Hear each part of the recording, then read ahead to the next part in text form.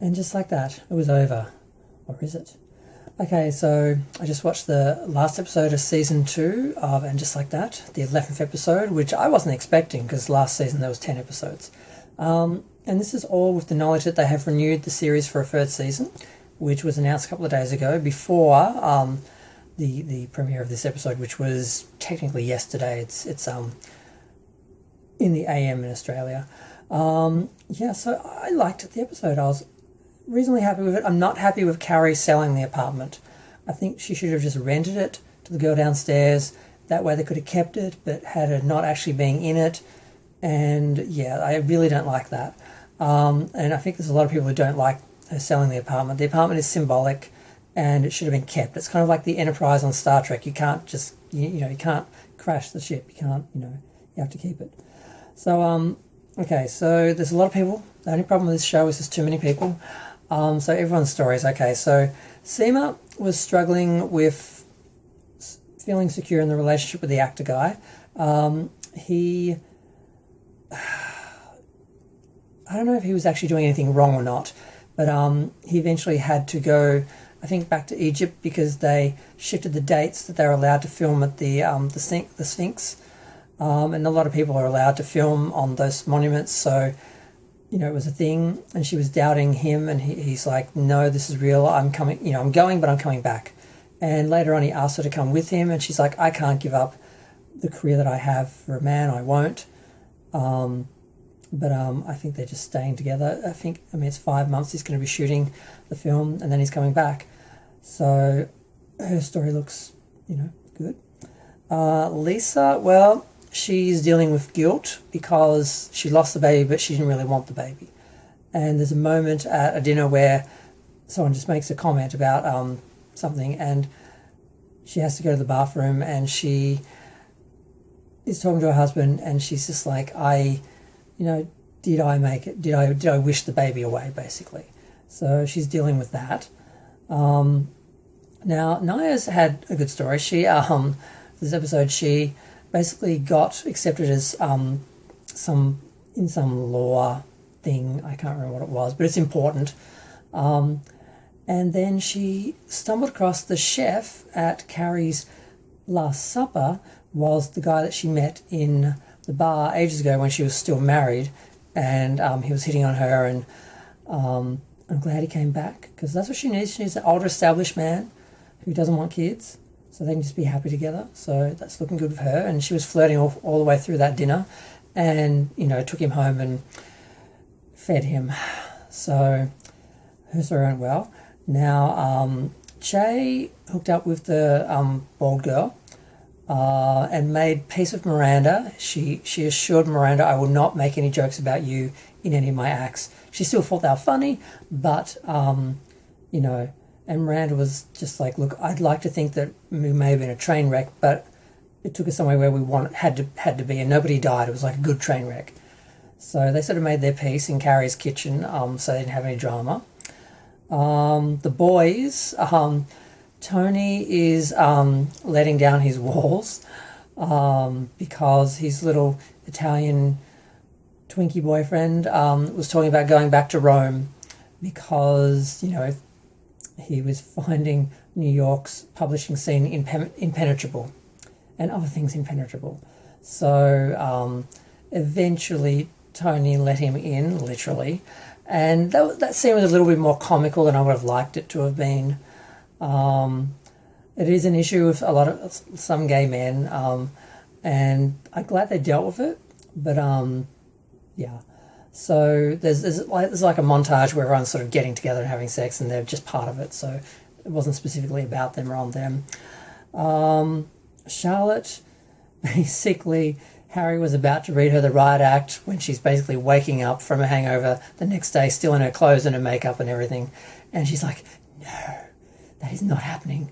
You may think you're doing everything, but you're doing a tiny part of what women have been expected to do forever. So just be quiet and help. And how you can help me now is deal with the problem." There was something Tony wanted to talk to her then, and she's like, "Tell him I'm not available." So Harry handled that well because she acknowledged what he's feeling, but just put it in perspective for him. And then they went to the dinner. They didn't have any issues. And then at the end of the episode, they were dealing with setting up her new phone, because he went out and got her a new iPhone, of course, because she left hers in a picture of margaritas somewhere in Manhattan. So, and they were just trying to activate it. So that was their comical. Instead of having sex like everyone else, they were like trying to sort out their phone. Now, Samantha, the big surprise was this episode was actually called Samantha Calling. I should have mentioned that at the start of the episode, because everyone knew that Kim Cattrall was doing a cameo, and the actors were saying they were disappointed that came out. They wanted it to be a surprise. I'm like, how could it be a surprise? The final episode, although it was an extra episode no one was expected, was called Samantha Calling. And she filmed in New York, and apparently they filmed on location. They showed her, because they basically called her up and said, how do we make this happen? She said, well, basically, I want the makeup and hair and stylist people I want, and I don't want to see any of the other people involved in the production. And they said, okay. So she filmed, she had, is it, oh, I've forgotten the name of the lady who does the clothes, Pat something. Patricia Field? Yeah, she did her costuming and everything, and basically she just seen in the back of a car. And they showed that being filmed and her showing up for that. But she could have been filming anything. It wasn't specifically Sex and the City. But people worked out what it was. So that was out there ages ago. And it was this one scene. I was hoping for a bit more, but I sort of thought that's all it was going to be. Basically, she calls Carrie because she can't come to the Last Supper. I don't think she was actually invited, but she heard about it and was showing up because how could she not? How could she not say goodbye to the apartment? So there's some problem with the airport, the flight, the weather. She said, look, I can't do it. I was going to come and back. I can't do it now. But she said, hold out the phone. And she basically said goodbye to the apartment. And then Carrie just, was flattered that she was going to fly all the way over just for that. And that was the end of it. And it was a nice moment. But the only thing I didn't get was I wanted a shot, the two of them together. I wanted her holding the phone and seeing Samantha on the phone. We never had a shot of them in the same shot together. I don't know if that was a contractual thing or it just happened that way, or, they did Sarah's side first and didn't have, the visual for it, but they could have done it effects-wise, but then that gets a bit messy sometimes. But yeah, now Aiden, the big drama, would Aiden and Carrie still be together? The episode started off with her talking to him and basically saying, acknowledging that he's there and he's taking care of his kid and, I'll see you, I love you, blah, blah, blah, blah, whatever, that was it. And then the whole rest of the episode he wasn't in it. I'm like, oh, it's been like 20 minutes. Aiden hasn't even been mentioned since the start. I thought, how's this going to work? So she has a dinner and like I said, I don't like her selling the apartment. I think they should have had her rent it to the girl downstairs. That way she still owns it, it's still hers. She's letting someone else live in it. So I was annoyed with that. Still annoyed with that. Bitter about that. We'll always be bitter about that. We'll resent that till the end of time. So they basically took out all the furniture and put in a dining room table, which they would have to do because she has such a tiny little, what do we call them? I've forgotten the name. Those apartments where you basically just have one room. She's basically just got one big room and then like a little kitchen and then a little wardrobe and a little bathroom. So it's technically a studio apartment because it's kind of one room, but it's like mine. Mine's the same. I've got one big living space and then I've got separate bathroom, separate kitchen. So I don't know. It was just funny to see this big table and have everyone in there. But it was nice in a way because the apartment never would have gotten that sort of attention had she not been saying goodbye to it. And it sort of acknowledges something that was sort of unsung on some level. But everyone shows up. The chef, of course, is Naya's man that she's interested in, and everything goes fairly well. I mean, Tony and his boy are making out in Carrie's closet, and everyone's going past them to go to the bathroom because they're trying to resolve their issues. He actually says he loves him, which he hadn't said before. That was another one of his walls. And he decides to stay. And there's a point where Carrie wants everyone to go around the table and have everyone say one thing they want to let go of. And only one word. And she ends up saying expectations. And all goes well. Miranda has to leave early because she has to do an interview for the BBC on behalf of her boss for the legal organisation she's working for. And Naya leaves with the chef. Everything goes fairly well. And then we get to the very, very end. Carrie's talking to her kitten that she's named Shoe, as in Shoe go away, and Shoe, because it would play in her shoes. And Aiden's outside throwing rocks at a window. So he comes up. He actually comes into the apartment. And I'm like, okay, they're establishing, or he's showing it's not my fear. I've gotten past that, because he's basically saying, I'm choosing my children over you, but just temporarily. He says, give me 5 years. Just give me until the youngest one is out of his teens. And she's like, that's 5 years. And he's like, yeah, well, 10 years went like, that. And she's like, you didn't click. And he said, yeah, I did. It was so quick you didn't hear it. So he leaves the next morning, and they have a nice montage of everyone having sex. And I was kind of shocked because Sarah nearly did a nude scene, because she had a contract in the series that she wouldn't, and she nearly did, but she didn't, but she did, but she didn't. And then, the next day she's in her big, empty, new apartment with her cat, and Aiden leaves, and I'm like, I'm not sure how I feel about this. She's alone in this big apartment waiting for a man for 5 years. I'm like, she's like that widow, Mrs. In Great Expectations, or like some sort of modern crazy cat lady. I'm not. If she went from married woman to single woman living it up to now not married but waiting for a man. So Seema calls her up and says, okay, come to Greece.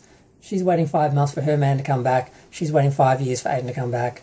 And they're like, we ran at love full force. What do we get?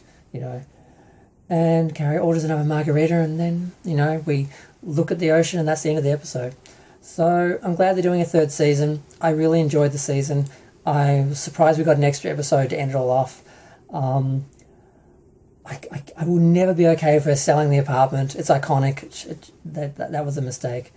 The only other issues really with this episode, more so was thinking about last episode, there was some fallout over Che's jokes, and people were attacking her for that, like she wrote it, and she said, well, why are you attacking me? When a cis man is in charge, maybe you should be addressing it to him, because he's the writer, he's the everything. And I'm like, isn't Michael Patrick King, whatever his name is, isn't he gay? How is he cis? I don't understand. But that was the drama before the announcement, which they may have announced it earlier just to try and get around all that drama. So last episode, good. Whole season, good. 2 seasons, good. So glad the show came back. I'm so happy to follow these characters and continue to follow these characters. I'm glad they're coming back. I don't know what the next season's going to be. Is she just going to be waiting for Aiden for the next... what do they do for the next 5 seasons of the show? Is she just going to be waiting and observing everyone else's relationships? That could work if she goes back into some sort of podcast writing sort of thing where she's just sort of living vicariously for other people and observing other people while she's sort of...